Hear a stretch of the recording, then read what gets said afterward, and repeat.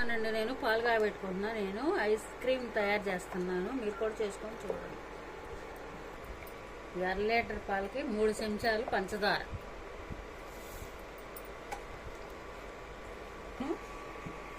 Cornflour కలుపుకుని పోసుకుంటున్నాను. పాల మీద మేగడేసుకుంటున్నా.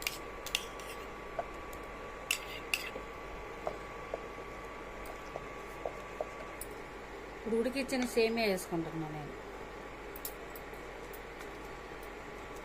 సేమియా వేసుకున్నాను. ఉడికించింది దగ్గరికి వచ్చేదాకా ఇట్లా తిప్పుతూనే ఉండాలి. అయిపోయింది. మనం ఐస్ క్రీమ్ వేడారిన తర్వాత ఐస్ క్రీమ్ కప్పుల్లో పోసుకోవాలి. కొంచెం గ్రీన్ కలర్ వేసుకున్నాను నేను.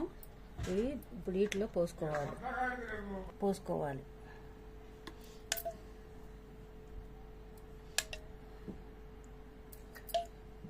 వీటిని ఫ్రిడ్జ్లో పెట్టుకోవాలి. డీప్లో పెట్టుకుంటే ఈ నైటు రేపు 12 గంటలకల్లా ఐస్ గడ్డ తయారవుతుంది. ఐస్ అవుతుంది. డీప్ ఫ్రిడ్జ్లో పెట్టుకుంటాను. మళ్ళీ రేపు తీసిన తర్వాత మీకు చూపిస్తాను.